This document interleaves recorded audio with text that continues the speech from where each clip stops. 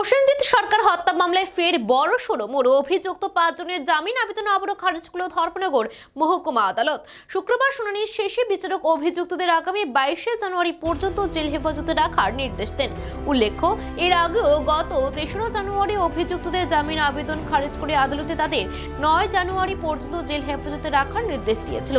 শুক্রবার পুনরায় জামিনের আবেদন জানালে উভয় পক্ষের আইনজীবীদের মধ্যে দীর্ঘ সওয়াল জবাব চলে। শুনানি শেষে আদালত স্পষ্ট জানায় মামলাটি এখনও তদন্তনাধীন এবং এর গুরুত্ব ও সংবেদনশীলতা বিবেচনায় এই মুহূর্তে অভিযুক্তদের জামিন দেওয়া সম্ভব নয়। সেই কারণে জামিন আবেদন খারিজ করে জেল হেফাজতের মেয়াদ বাড়ানো হয়।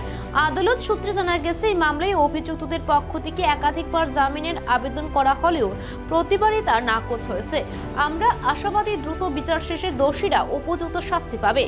প্রসেনজিৎ সরকার হত্যা মামলা ঘিরে দীর্ঘদিন ধরে এলাকায় উত্তেজনা ও প্রতিবাদের আবহ। শুক্রবারের আদালতের নির্দেশকে স্বাগত জানিয়ে পরিবার ও এলাকাবাসী আদালতের উপর পূর্ণ আস্থা রাখার কথা জানিয়েছেন।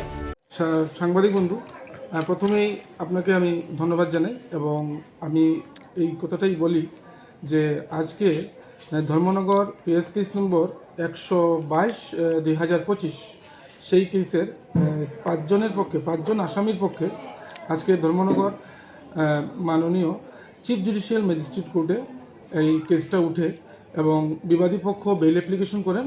5 জন আসামি ছিলেন ওইখানে।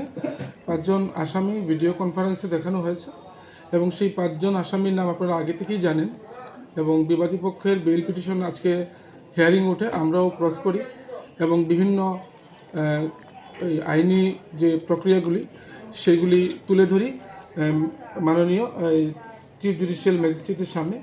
এবং আমার সঙ্গে ছিলেন ডিফেক্টো কমপ্লেনেন্টের পক্ষে আগরতলা থেকে আগত একজন অ্যাডভোকেট শ্রী দেবদাস বক্সি এবং আমরা আশাবাদী আজকেও সেই 5 জনের বিরুদ্ধে বেল রিজেক্ট হবে।